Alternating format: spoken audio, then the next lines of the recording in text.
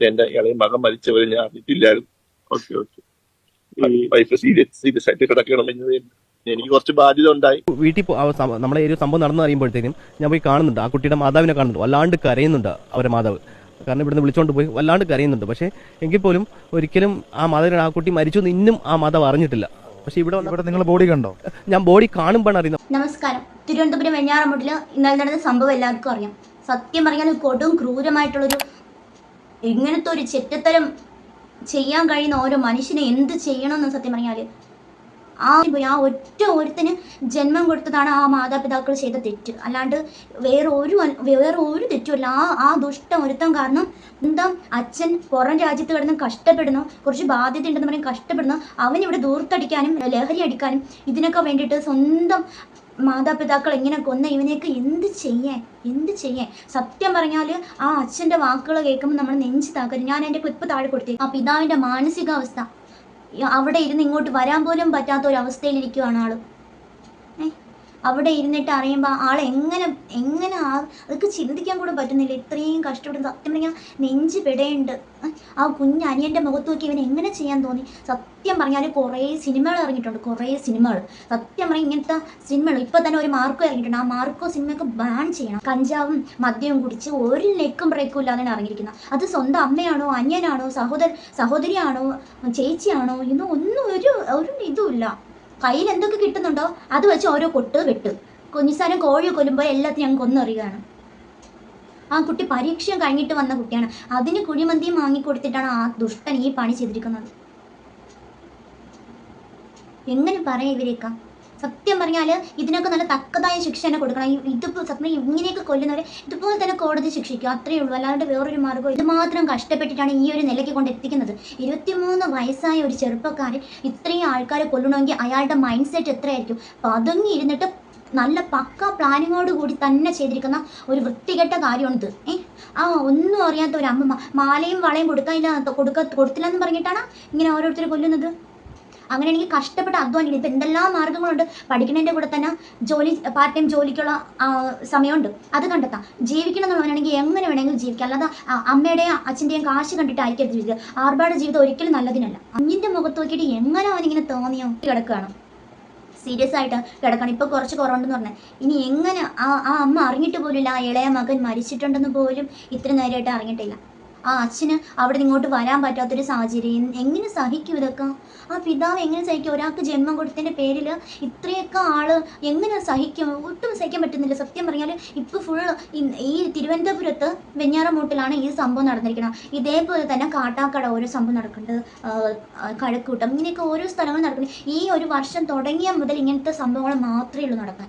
ഒന്നുകിൽ അവിടുത്തെ കോടതിയുടെ നിയമം മാറ്റി എഴുതിയില്ലെങ്കിൽ വല്ല സൗദിയിലെ വല്ല നിയമം കൊണ്ടുവന്നില്ലെങ്കിൽ ഒരു തെറ്റും ആരും ചെയ്യില്ല. ഇതിപ്പോൾ എല്ലാവർക്കും ജയിലിൽ പോയ സുഖം, കഴിക്കുക, ഉറങ്ങുക, എന്തെങ്കിലും വെളിയിൽ ഇറങ്ങുക ജാമ്യത്തിൽ, ഇത്രയേ ഉള്ളൂ. ഇവന് എന്തിനാണ് കോടതി? ഇവനൊന്നും വച്ചേക്കാൻ പാടില്ല. ഒരാൾക്ക് പോലും രക്ഷപ്പെടാനുള്ള ഒരു സമയം പോലും കിട്ടിയിട്ടില്ല. അങ്ങനെയാണ് ആ പ്രവർത്തിച്ചിരിക്കുന്നത്. ചുറ്റിക വെച്ച് തലമണ്ടയ്ക്ക് അടിക്കുക തന്നെ, അപ്പോൾ തന്നെ അവരുടെ ബോധം ഏകദേശം കഴിയും. വെട്ടുകത്തി പോലത്തെ എന്തോ ഒരു കടക്കാരൻ തന്നെ പറയണ്ട എന്തോ ഒരു സംഭവമാണ്. അത് ഒരു ടൈപ്പ് കത്തി എന്തോന്നാണ് പറയുന്നത്. അത് വെച്ചിട്ടാണ് ഇത്രയും ചെയ്തിരിക്കുന്നത്. ആ അമ്മയൊക്കെ തലയുടെ പുറം ഭാഗമൊക്കെ ഉപദ്രവിച്ചിരിക്കുന്നതൊക്കെ വാർത്തയിൽ പറയുന്ന കേൾക്കാൻ നമുക്ക് നെഞ്ച് തകരുണ്ട്. സത്യം പറഞ്ഞാൽ ഒരു മകനെ വളർത്തിയതിൻ്റെ പേരിൽ അവർക്ക് കിട്ടി. ഇനി എങ്ങനെ ആ പിതാവ് നാട്ടിൽ വന്നിട്ട് ആൾക്കാരെ മുഖത്ത് നോക്കി എങ്ങനെ ജീവിക്കും? ആൾ എന്തിന് വരുന്നതിന്? ആ അമ്മ മാത്രമുണ്ട്. ആൾക്ക് വേണ്ടപ്പെട്ട എല്ലാ രക്തബന്ധങ്ങളും പോയില്ലേ. സ്വന്തം അമ്മ പോയി, സഹോദരൻ പോയി, സഹോദരൻ്റെ ഭാര്യ പോയി, സ്വന്തം മകൻ, ഇളയ മകൻ പോയില്ലേ.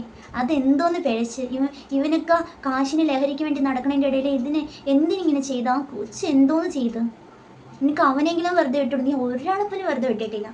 സത്യം പറഞ്ഞാൽ ഇതിന് നല്ലൊരു നിയമം കൊടുക്കണം. കാരണം 1-2 പേരല്ല, 5 പേര് 6 പേരാണ് അയാൾ കൊന്നിരിക്കുന്നത്. അതിൽ ഭാഗ്യം കൊണ്ടെങ്ങോ ആണ് ഈ അമ്മ രക്ഷപ്പെട്ടിരിക്കുന്നത്. പക്ഷേ ഇതിനൊക്കെ നല്ല തകർത്ത. പണ്ടൊക്കെ ആണെങ്കിൽ എന്തെങ്കിലും പെട്ടെന്ന് മൈൻഡ് മണ്ണി പറയും, അയ്യോ ബാധ കയറി എന്ന് പറയും. ഇപ്പം ബാധയല്ല.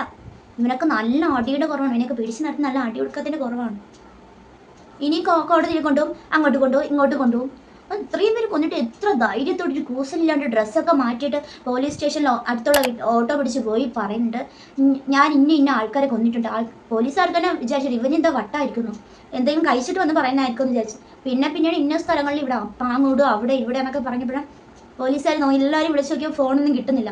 അങ്ങനെ നോക്കിയപ്പോഴത്തേക്കാണ് എല്ലാവരെയും കൊന്നിട്ട് വന്നു. എന്തൊരു മനുഷ്യരാണ്. കേരളം ഭ്രാന്താലയം എന്ന് പറയുന്നത് കറക്റ്റാണ്. സ്വാമി വിവേകാനന്ദൻ പറഞ്ഞത് കറക്റ്റായിട്ട് മനുഷ്യനെ തന്നെ കണ്ടുകൂടാതെ വരുന്നൊരു അവസ്ഥയാണിത്.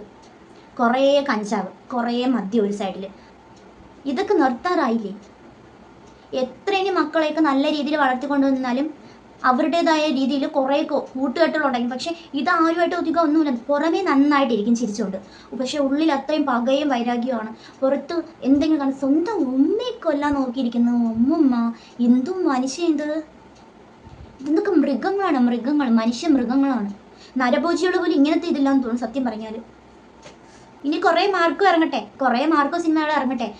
ആൾക്കാരാണ് ആദ്യം അറസ്റ്റ് ചെയ്യേണ്ടത്. സത്യം പറഞ്ഞാൽ ഇങ്ങനത്തെ സിനിമകൾ കണ്ടിട്ടാണ് സിനിമകൾക്ക് ഇതിന് ഈ സിനിമകൾക്ക് ഇതുണ്ടാവുമെന്ന് ചോദിച്ചാൽ ഉണ്ട്. കാരണം സിനിമയെ കണ്ടിട്ടാണ് പലതും ചെയ്തിരിക്കുന്നത്. ആ ദൃശ്യം മോഡൽ സിനിമ എന്ന് പറഞ്ഞിട്ട് ഓരോ കാര്യങ്ങൾ ചെയ്തിരിക്കുന്നത്. ദൃശ്യം മോഡൽ സിനിമ മാതിരി ഓരോരുത്തർ കൊന്നിരിക്കുന്നത്. എല്ലാ സിനിമയിൽ എങ്ങനെയൊക്കെ ഓരോന്ന് കാണിക്കണ്ടോ അതുപോലെ തന്നെ. പക്ഷേ ഇപ്പം ഒന്നും പറയാൻ പറ്റുന്നില്ല കേട്ടോ. സത്യം പറയാലോ ഒന്നും പറയുന്നില്ല. നമുക്ക് നെഞ്ച് വിടയുന്ന. ഒന്നാമത്തെ കാര്യം ആ കുഞ്ഞ് അനിയനെ കൊന്നിരിക്കുന്നത് കൂടി കേൾക്കുമ്പോഴത്തേക്ക് ഇനി അയാൾ ജീവിച്ചിരുന്നിട്ട് എന്തിനാണ് ഇനി അയാൾ ജീവിച്ചിരിക്കുന്നത്?